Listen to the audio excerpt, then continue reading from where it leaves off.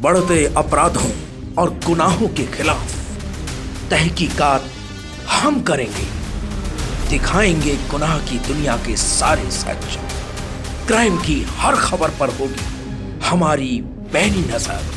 हर अपराध से, हर अपराधी से करेंगे आपको आगाह अपराध के खिलाफ।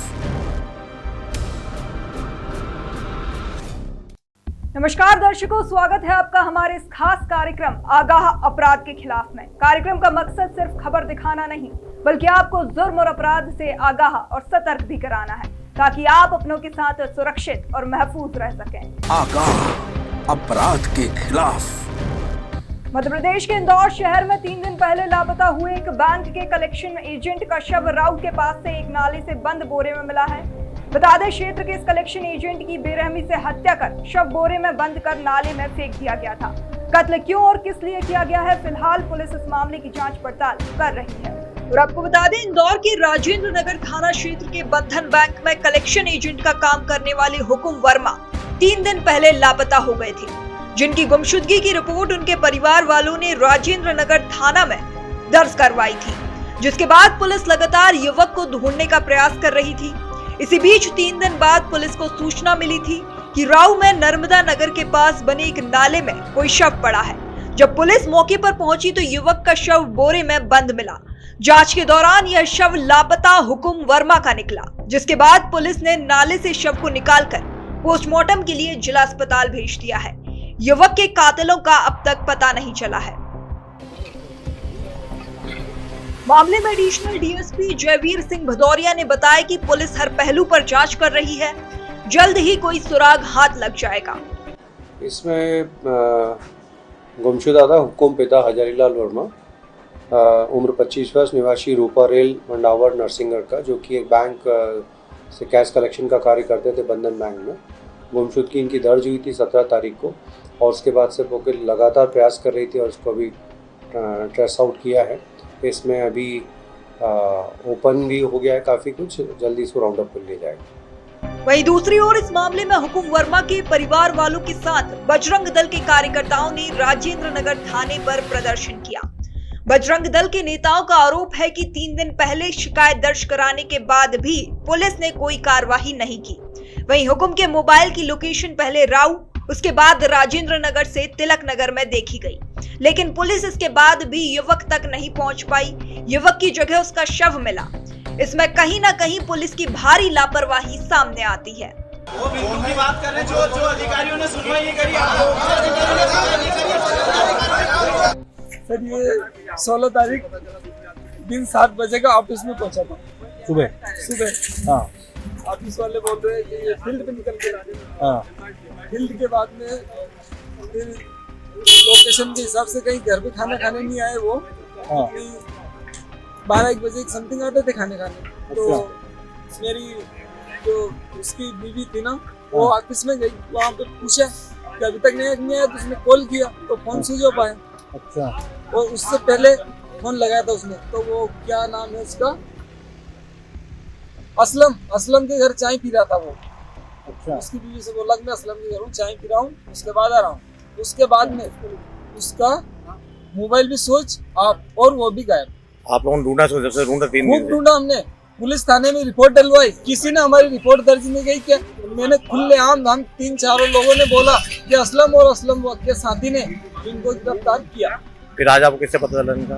हमको कहाँ पता चला, हमें किसी ने नहीं बताया। ये डेड बॉडी मिली, कैसे खबर लगी आपको? ये मुझे कहाँ पता है कि डेड का, थाने से पता चला। अभी आपने पता आपको कि डेड बॉडी मिली है, किसी की ना पता, अभी पहचान नहीं। हाँ, उस पे हाथ पे लिखा रहा HSP, तो मैंने सोचा मेरे भाई का ही नाम है HSP हुकम सिंह वर्मा, तो वही होगा। हाथ पे गोली कर रहा है। पापा का नाम आपके? मेरे पापा का नाम हजारीलाल। आपका क्या नाम है? रामचरण वर्मा। आप भाई हैं? जी, बड़े भाई। इंदौर शहर में लगातार प्रशासनिक रवैया हिंदुओं के साथ में कहीं ना कहीं एक बिल्कुल और एक तोतला व्यवहार कर रहा है। कुछ दिन पूर्व आपने देखा तेजय नगर में भी एक मूर्ति चोरी हुई, उसमें भी कहीं ना कहीं रवैया अलग। इधर अपने राउंड थाना क्षेत्र में भी रवैया। तो हम देखते देखते आ रहे कि आज राजेंद्र नगर थाना क्षेत्र में भी 3 दिन से एक युवक की गुमशुदगी की रिपोर्ट वहाँ का परिजन 3 दिन से लगातार राजेंद्र नगर थाने पे अपनी शिकायत दर्ज करा रहा कि हम इन मुस्लिम लोगों पे शंका है क्योंकि वो उनके संपर्क में था। और राजेंद्र नगर थाना के कुछ जवानों के द्वारा उन परिवार से अभ्यर्थता की गई और उसको टालम टोल किया गया। अगर राजेंद्र नगर थाने से अगर सक्रियता की जाती तो उस युवक की जान बच सकती थी, पर किसी प्रकार का कोई कठोर कार्रवाई नहीं की गई, कोई जांच पड़ताल नहीं की गई। पर आज उसकी लाश मिलने पर फिर भी यहाँ पर हम विश्व हिंदू परिषद और बजरंग दल के लोग राजेंद्र नगर थाना है और इस थाने का हमने घेराव करा। इस थाना घेराव करने का कारण हमारा यह था कि इंदौर का प्रशासन की कहीं ना कहीं ढील पोल दिखते जा रही है। एक राजेंद्र नगर नहीं, ऐसे कितने ही थाने हैं इंदौर के जहाँ हमें बहुत कहीं ना कहीं कॉर्पोरेट नहीं मतलब सहयोग नहीं मिल पाता। तो आज हमारा थाना घेराव करने का कारण यही कि 3 दिन से युवक की लाश सड़ रही थी और प्रशासन थाना राजेंद्र नगर सो रहा था। तो ये घेराव करा है और यहाँ के प्रशासन को हमने जगाया है। हमें आश्वासन मिला है, एडिशनल एसपी साहब हमारे भदौरे जी आए हैं, उन्होंने हमें आश्वासन दिया है कि ऐसे पुलिस कर्मियों पर कठोर कार्रवाई किएंगे जिन्होंने भी इस प्रकार का उन परिवार से अभ्यर्थता की है। युवक का नाम क्या था और क्या था? हुक्म वर्मा। जो हुक्म वर्मा है जो बैंक की डिलीवरी का काम, इसका इस प्रकार का बैंक वसूली का काम करता था और कुछ मुस्लिम लोग भी उसके सहयोग में मतलब सहयोग में थे। पर पैसे ऐसे के लेन देन को लेकर या कुछ ना कुछ कहते हैं कि कुछ उसका कुछ मनमुटाव हुआ और उन्होंने उन युवकों की हत्या, उसकी हिंदू युवक की हत्या कर दी। प्रशासन अगर चाहता, जागृत रहता तो वो युवक बच सकता था, पर इसी प्रकार की कोई नहीं। इसलिए आज हमने थाना घेराव करा है और हमने मांग करी है कि जिस थाना के स्टाफ के लोगों ने जो परिवार से अभ्यर्थता कर उनके खिलाफ कार्रवाई होना चाहिए। और जो 3 से 4 मुस्लिम युवक, जफर खान और क्या नाम है को असलम खान, ऐसे 3-4 मुस्लिम लोगों के नाम आए सामने, उन पर नामजद रिपोर्ट की जाए और आगे से ऐसा हिंदू परिवारों के समाजों पे ऐसा रवैया ना की जाए जिससे विश्व हिंदू परिषद को थाने पे आकर उग्र प्रदर्शन करना पड़े। जैसा कि आप बता रहे हैं कि बैंक वसूली करते थे, तो कितना कुछ कैश था उनके पास? उनके करीब 1 लाख रुपए केस था और मोबाइल भी उसका जब्त नहीं हुआ है, गाड़ी भी जब्त नहीं हुई है। मतलब सोची समझी रणनीति के तहत उसके ऊपर मतलब उसकी लाश को मतलब हत्या की गई है। आपका नाम? तन्नू शर्मा, बजरंग दल, इंदौर विभाग संयोजक। हालांकि पुलिस ने दावा किया है कि इस हत्याकांड में शामिल आरोपियों को जल्द ही गिरफ्तार कर लिया जाएगा क्योंकि पुलिस के हाथ कुछ मजबूत सबूत लगे हैं। आगाह अपराध के खिलाफ। नालंदा जिला अंतर्गत सरमेरा थाना क्षेत्र के गौसनगर में गुरुवार शाम बाइक सवार बदमाशों ने खेत से लौट रहे युवक को गोली मार दी। घटना के 2 दिन बाद भी आरोपियों का पता नहीं चल सका है। घटना के संदर्भ में जख्मी के परिजनों ने पुलिस को बताया कि घायल युवक परमानंद कुमार खेत से काम कर अपने घर लौट रहा था। तभी बेहटा सरमेरा 2 लेन के गौसनगर के समीप बदमाशों ने पता पूछने के बहाने रोककर उसे गोली मार दी। गोली युवक के हाथ में लगी है। घटना बेहटा सरमेरा 2 लेन गौसनगर के समीप की बताई जा रही है, जहां 2 बाइक सवार पर 4 बदमाशों ने पता पूछने के बहाने उन्हें रोका और जिसके बाद उन्हें गोली मार दी। गोली युवक के हाथ में लगी है। गोली की आवाज सुनकर जब कुछ लोग उस ओर मदद के लिए दौड़े तो बदमाश मौके से फरार हो गए। घटना के बाद गंभीर स्थिति में जख्मी युवक को इलाज के लिए सरमेरा PHC में भर्ती कराया गया है, जहां से प्राथमिक उपचार के बाद उसे बिहार शरीफ के अस्पताल में रेफर कर दिया गया है। मामले में जानकारी देते हुए सरमेरा थाना अध्यक्ष ने बताया कि फिलहाल पुरानी रंजिश में गोली मारने की बात सामने आई है। पुलिस घटनास्थल पर पहुंची है, जहां कोई सुराग नहीं मिला है। फिलहाल जांच पड़ताल की जा रही है। घायल के बयान के आधार पर आगे की कार्रवाई की जाएगी।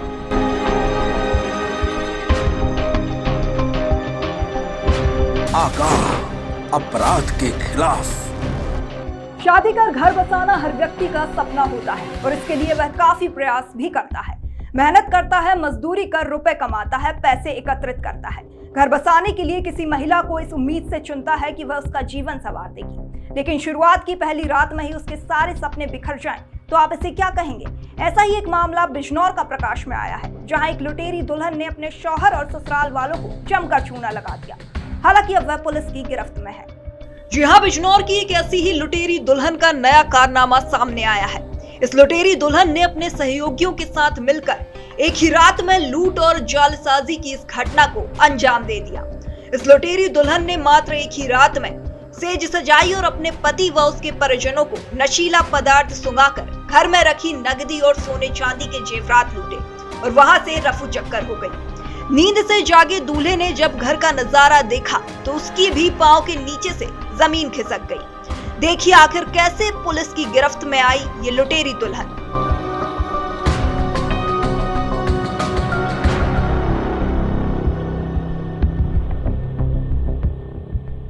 शादी कर जिस दुल्हन को घर लाकर पति ने सपनों की सेज सजाई थी, सुहागरात वाली रात ही उस दुल्हन ने पति के साथ बड़ा कांड कर दिया।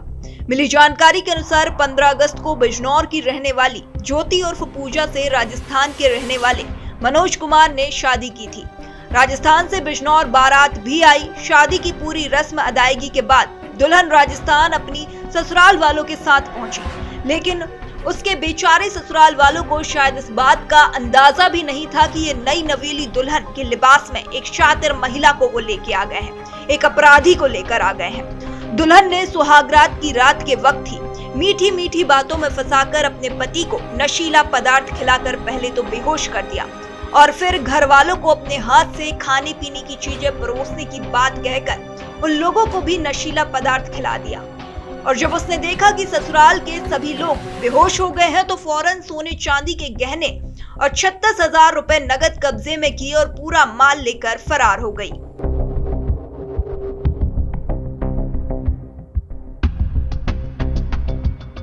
सुबह जैसे ही घर वालों की आंखें खुली तो लोगों ने देखा कि सब कुछ लुट गया था। पीड़ित दूल्हा मनोज कुमार थाने पहुंचा और उसने राजस्थान से आकर बिजनौर के नजीबाबाद में लुटेरी दुल्हन और बिचौलियों के खिलाफ थाने में शिकायत दर्ज करवाई है। एसपी सिटी प्रवीण रंजन सिंह के मुताबिक पुलिस मुकदमा दर्ज कर आरोपियों की तलाश कर चेकिंग अभियान चला रही थी। उसी दौरान 19 अगस्त को नजीमाबाद रोडवेज बस अड्डे से लुटेरी दुल्हन ज्योति उर्फ पूजा और उसके सहयोगी राजेंद्र और पूनम को गिरफ्तार कर लिया गया है। ज्योति और पूजा के पास से सुहागरात की रात में लूटा गया 36,000 रुपए का नगद और कीमती जेवरात पुलिस ने बरामद कर लिया है। साथ ही संगीन धाराओं में केस दर्ज कर सभी को जेल भेज दिया है। पुलिस के मुताबिक इस गैंग ने पूर्व में भी कई लूट की घटनाओं को अंजाम दिया है। थाना सिद्ध जनपद चूरू राजस्थान के रहने वाले मनोज कुमार ने एक अभियोग पंजीकृत कराया थाना नजीबाबाद पर, जिसमें यह बताया कि एक राजेंद्र नाम के व्यक्ति जो कि नजीबाबाद का रहने वाला है, उससे 2 लाख रुपया लेकर एक महिला से शादी कराया। शादी के उपरांत वह दुल्हन जब घर गई चूरू राजस्थान तो उसने खाने में नशीला पदार्थ डाल के सभी को बेहोशी की हालत में छोड़कर घर से जेवरात और नकदी लेकर फरार हो गई। इस सूचना पर अभियोग पंजीकृत किया गया। अभियुक्त गण की जब तलाश की गई तो 3 अभियुक्त आज बस अड्डे पर कहीं और जाने की तैयारी में थे मिले, जिनके पास से लगभग 36,000 रुपया और जो फरार थी वहां से लुटेरी दुल्हन, उसके पास से सभी जेवरात जो वहां से लेके आई थी बरामद हुआ है। एक अन्य अभियुक्त अभी फरार है, जिसकी गिरफ्तारी के प्रयास की जा रहे हैं। अन्य विधिक कार्यवाही प्रचलित है। फिलहाल लुटेरी दुल्हन का यह केस इन दिनों शहर में चर्चा का विषय बना हुआ है। ऐसे में जरूरत है थोड़ा अलर्ट रहने और जांच करने की, ताकि ऐसी घटना दोबारा ना हो। आगाह अपराध के खिलाफ। मैनपुरी में एक महिला को गोली मारने का मामला प्रकाश में आया है। घटना से इलाके में सनसनी फैल गई है। महिला को गंभीर हालत में इलाज के लिए अस्पताल पहुंचाया गया है। फिलहाल पुलिस ने प्रकरण दर्ज कर आरोपियों की तलाश शुरू कर दी है। और आपको बता दें, कुसमरा से बेवर आ रहे दंपत्ति पर बदमाशों ने गोली चला दी। गोली की आवाज से इलाके में सनसनी फैल गई है। बताया जा रहा है कि 4 बदमाशों ने पहुंचकर महिला को सामने से गोली मारी और फरार हो गए। महिला को गंभीर हालत में इलाज के लिए अस्पताल पहुंचाया गया है। महिला के पति के मुताबिक उनकी किसी से दुश्मनी नहीं है, लिहाजा हमला किसने और क्यों किया है इसकी जानकारी नहीं है। मतलब गोली हम यहाँ बेबस से जाए घुमाने के लिए, तो हमारे रामगढ़ जाते तो रास्ते में पीछे लोग पीछे आए, उन्होंने कही कि गाड़ी खड़ी कर, तो हमने कही कि क्या कोई मतलब रास्ता पूछेंगे मेरे को या कोई बात होगी, और तो उन्होंने सीधी चलाई दी गोली। अच्छा, हमें जब तक उनको साधा तब तक गोली चल गई थी। अच्छा, हाँ, किसी को पहचान पाया? नहीं, मैं सर पहचान नहीं, नंबर गाड़ी नंबर नहीं ले पाया मैंने इनको। अच्छा, कोई रंजिश पुरानी वगैरह? नहीं, रंजिश कुछ नहीं है। 3 महीने कहाँ के रहने वाले हो? ठेके। हाँ, ठेके। क्या नाम है तुम्हारा? सर्वेश कुमार। फिलहाल पुलिस ने अज्ञात आरोपियों के खिलाफ प्रकरण दर्ज कर पूरे मामले की जांच शुरू कर दी है। आगाह अपराध के खिलाफ। सीबीआई की जांच में फंसे दिल्ली के उप मुख्यमंत्री मनीष सिसोदिया ने पहली बार मीडिया के सामने आकर अपनी सफाई दी है। बता दें, उन्होंने अपने ऊपर लगे सभी आरोपों को बेबुनियाद बताते हुए बीजेपी पर बदले की भावना से कार्रवाई करने का आरोप लगाया है। और आपको बता दें, नई एक्साइज पॉलिसी को लेकर अपने ऊपर सीबीआई की कार्रवाई के बाद पहली बार मनीष सिसोदिया मीडिया के सामने आए। उन्होंने अपने ऊपर लगे आरोपों पर जवाब दिया। उन्होंने कहा कि दिल्ली सरकार की पॉलिसी को फेल करने की कोशिश की जा रही है। दिल्ली की नई आबकारी नीति में कोई घोटाला नहीं हुआ है। उन्होंने कहा कि सीबीआई की टीम सूत्रों से मिली खबर के आधार पर जांच करने आई थी। सिसोदिया ने कहा कि मेरे यहाँ जो रेड डाली गई है उसका केवल एक ही मकसद है, अरविंद केजरीवाल को किसी तरह रोका जाए। केजरीवाल को पूरा देश पसंद कर रहा है, उनकी छवि एक कट्टर ईमानदार की है।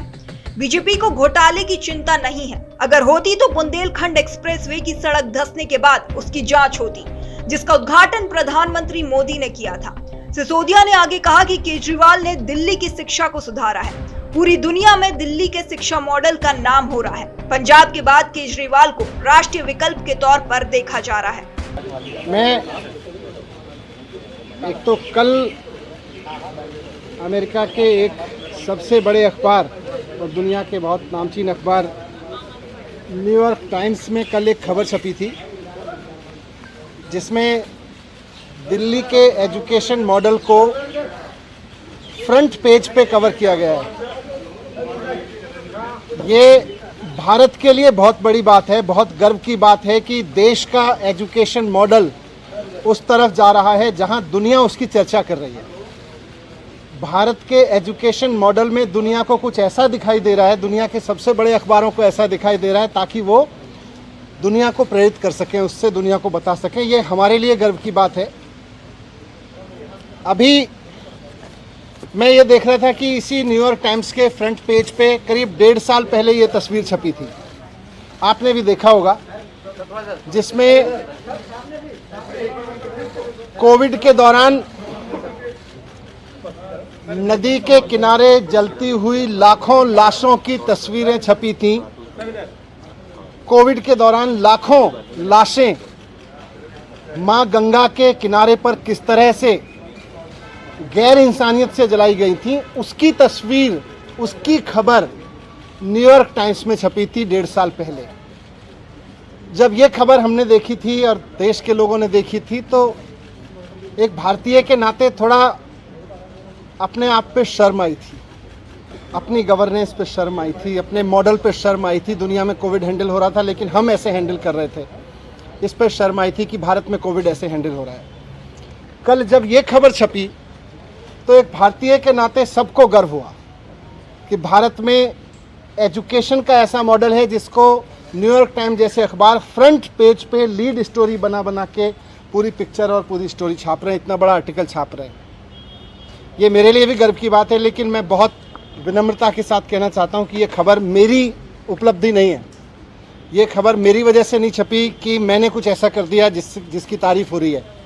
ये एक्चुअली दिल्ली के टीचर्स की तारीफ है।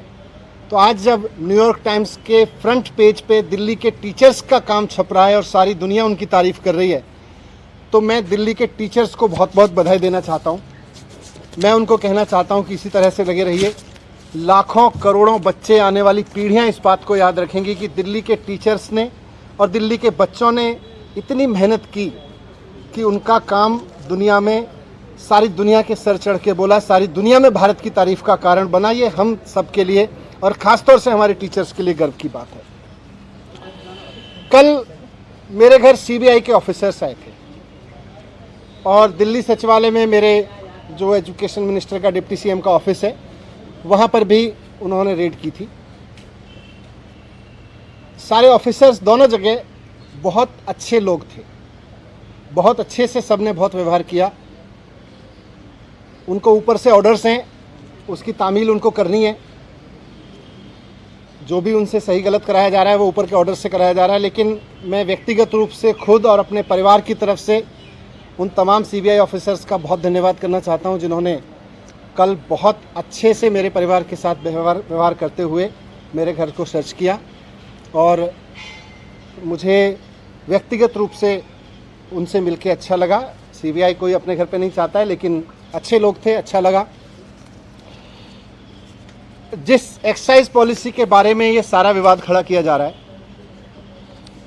मैं उसके बारे में कहना चाहता हूं कि वो इस देश की सबसे बेस्ट एक्साइज पॉलिसी है और उस पॉलिसी को हम पूरी ट्रांसपेरेंसी और पूरी ईमानदारी से लागू कर रहे थे और बहुत ईमानदारी से वो पॉलिसी तैयार की गई। अगर दिल्ली के एलजी साहब ने 48 घंटे पहले उस पॉलिसी को फेल करने की साजिश के तहत अपना फैसला नहीं बदला होता तो आज दिल्ली सरकार को इस बेस्ट एक्साइज पॉलिसी से कम 10,000 करोड़ रुपए हर साल मिल रहे होते। ये लोग कह रहे हैं कि इस पॉलिसी में बहुत बड़ा घोटाला हो गया। कल मैं मनोज तिवारी जी का एक प्रेस कॉन्फ्रेंस देखा मैंने। मनोज तिवारी जी कह रहे थे कि 8,000 करोड़ का घोटाला हो गया है एक्साइज पॉलिसी में। मनीष सिसोदिया ने 8,000 करोड़ का घोटाला किया। फिर थोड़ी देर बाद बीजेपी के और एक नेता आए प्रेस कॉन्फ्रेंस करने या शायद किसी मीडिया में बात करने, वो बोले 1100 करोड़ का घोटाला मनीष सिसोदिया ने किया है। फिर मैं सोच रहा था कि एलजी साहब ने जो प्रेस रिलीज जारी किया था उसमें उन्होंने लिखा था 144 करोड़ का घोटाला कर दिया मनीष सिसोदिया ने। कल फिर जब सीबीआई के ऑफिसर्स आए तो वो एफआईआर लेके आए थे, उसमें ना 8,000 करोड़ का जिक्र था ना 1100 करोड़ का जिक्र था। उसमें लिखा था सोर्सेज कह रहे हैं कि 1 करोड़ का घोटाला हुआ है।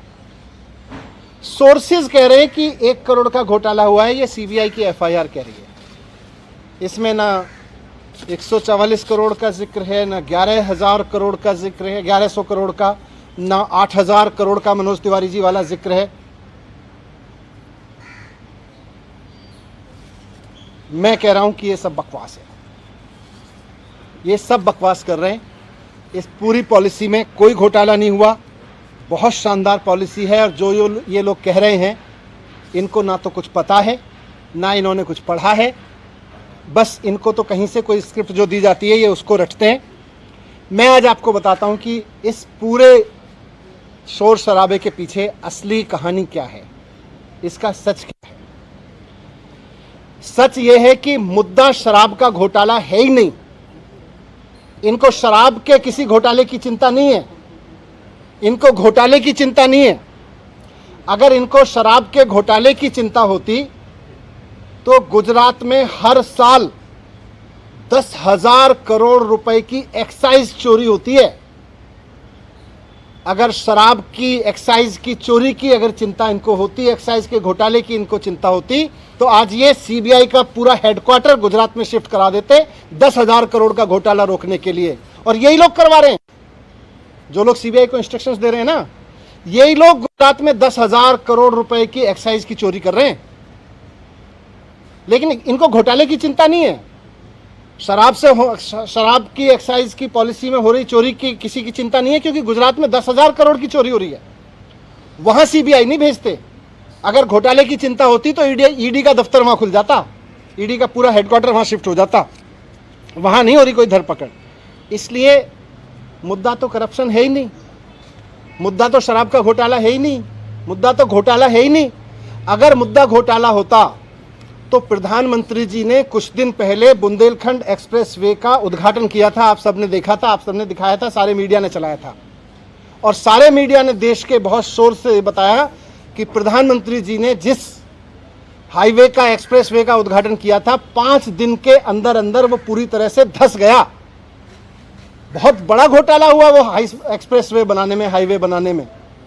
अगर मुद्दा करप्शन होता तो आज सीबीआई और ईडी प्रधानमंत्री द्वारा उद्घाटित किए गए उस महामार्ग के घोटालेबाजों को पकड़ रही होती, उनके घर रेड कर रही होती, जिन्होंने इतना बड़ा घोटाला कर दिया कि प्रधानमंत्री जी ने जिस एक्सप्रेसवे का उद्घाटन किया 5 दिन में धंस गया।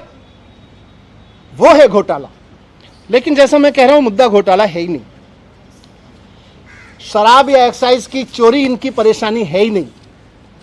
इनकी परेशानी है अरविंद केजरीवाल।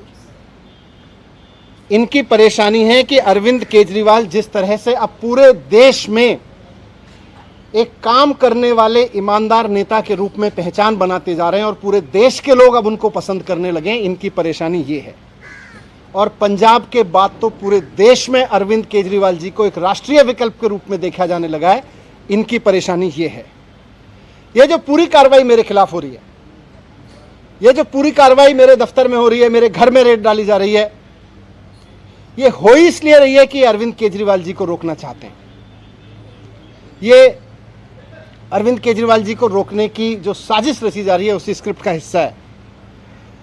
आप सब जानते हैं, देश जानता है कि अरविंद केजरीवाल जी की सबसे बड़ी ताकत है कि वो एक बहुत कट्टर ईमानदार नेता हैं।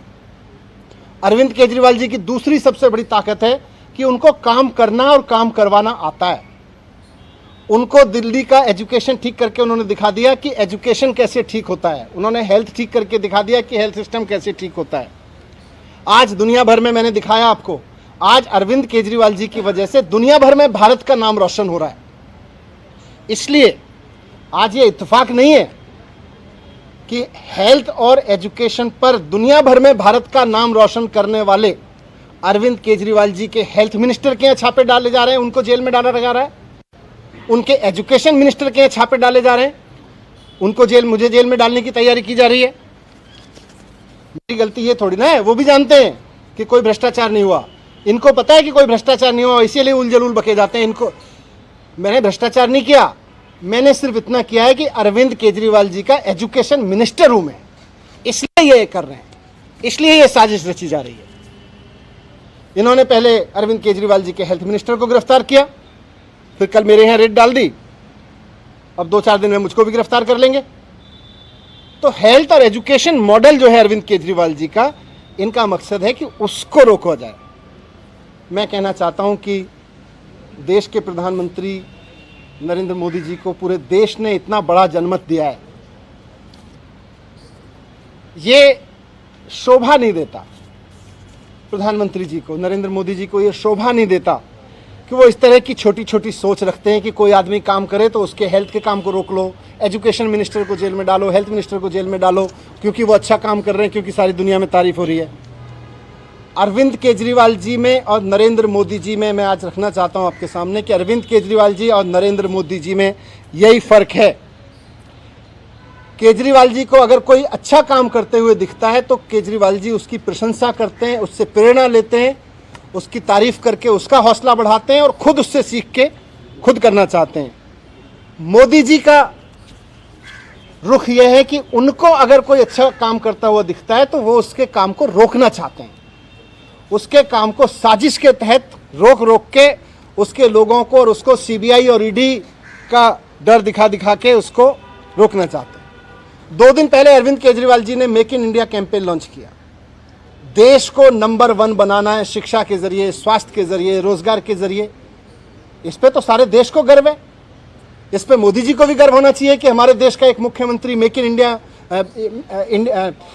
नंबर 1 कैंपेन लॉन्च कर रहे हैं, हेल्थ और एजुकेशन के जरिए एक देश का विकास करने का विजन लेके चल रहे हैं। मोदी जी को तो इनको सपोर्ट करना चाहिए था। लेकिन जिस दिन अरविंद केजरीवाल जी ने मेक इंडिया नंबर 1 कैंपेन जारी किया, उसके 2 दिन के अंदर अंदर मोदी जी ने केजरीवाल जी के एजुकेशन मिनिस्टर के यहाँ पे सीबीआई की रेड करवा दी। केजरीवाल जी गरीबों के लिए, आम मिडिल क्लास आम आदमी के लिए काम करते हैं, उसके लिए सोचते हैं। मोदी जी केवल और केवल अपने कुछ करोड़पति अरबपति लोगों के लिए, अपने कुछ अरबपति दोस्तों के लिए सोचते हैं, उनके लिए काम करते हैं।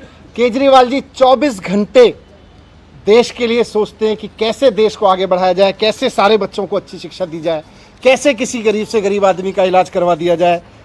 मोदी जी 24 घंटे ये सोचते हैं कि कौन से राज्य में पोजीशन की सरकार है, उसको पैसे देके या सीबीआई का डर दिखा के या ईडी का डर दिखा के कैसे उसको गिरा दिया जाए। मोदी जी 24 घंटे ये सोचते रहते हैं। जिस तरह से इन्होंने पिछले दिनों में पैसे के दम पे, ईडी के दम पे, सीबीआई के दम पे कई सरकारें गिराई हैं, आप सबने भी रिपोर्ट किया है। महाराष्ट्र में, गोवा में, तमाम बिहार में भी किया था इन्होंने, कर्नाटक में किया, मध्य प्रदेश में किया। पूरे देश के लोग इनसे अब दुखी हैं कि यार हम सरकार चुनते हैं, मोदी जी केवल 24 घंटे उसको गिराने में लगे रहते हैं। अरे आपको देश का प्रधानमंत्री बनाया, आप देश के लिए अच्छा सोचो, जिनको हमने राज्य के लिए किया है उसको राज्य के लिए अच्छा सोचें। मोदी जी केवल सीबीआई, ईडी, पैसा सब लगा के, साम दाम दंड भेद लगा के केवल सरकारें गिराने का 24 घंटे सपना देखते हैं। उसके अलावा मोदी जी को कोई सपना ही नहीं आता आजकल। मैं आज आपके सामने कहना चाहता हूं कि 2024 का चुनाव आम आदमी party versus Bharatiya Janata party होने जा रहा है। अब तक लोग पूछते थे कि मोदी वर्सेस हु, अब पूरे देश में माहौल बन रहा है कि मोदी जी नहीं चाहिए, अरविंद केजरीवाल जी को एक मौका देना है, एक मौका अरविंद केजरीवाल जी को देना। अब ये बात पूरे देश से गूंजने लगी है। पूरा देश आज अरविंद केजरीवाल जी के साथ चल रहा है, इसलिए मोदी जी आज रोकना चाहते हैं।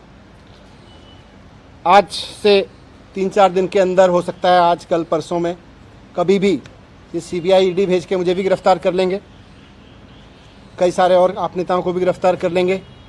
लेकिन मैं कहना चाहता हूं कि हम भगत सिंह के फॉलोअर हैं, हम अपने आप को भगत सिंह की संतान मानते हैं। हम डरने वाले नहीं हैं तुम्हारी सीबीआई से, तुम्हारी ईडी से, तुम्हारे पैसे के आगे बिकने वाले नहीं हैं। हमको नहीं तोड़ पाओगे तुम, हमको नहीं झुका पाओगे। आज मैं कह रहा हूँ, हम देश के लिए जान भी कुर्बान करेंगे, हम देश के लिए जेल भी जाएंगे, लेकिन लाखों बच्चों का भविष्य संवारना बंद नहीं करेंगे।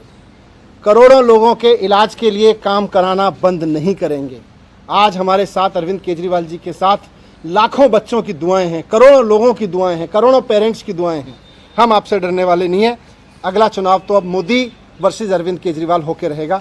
धन्यवाद। मनीष सिसोदिया ने साफ कहा है कि शराब नीति में कोई घोटाला नहीं हुआ है। उन्होंने बीजेपी पर कई गंभीर आरोप लगाते हुए बीजेपी पर सरकारी एजेंसियों के दुरुपयोग का भी आरोप लगाया है। तो ये थी अपराध से जुड़ी कुछ खबरें। ध्यान रहे, मकसद खबरें बताना नहीं, आपको जुर्म से आगाह कराना है, ताकि आप और आपके अपने सुरक्षित रह सकें। तो लगातार खबरों के लिए जुड़े रहिए हमारे साथ। नमस्कार। आगाह, अपराध के खिलाफ।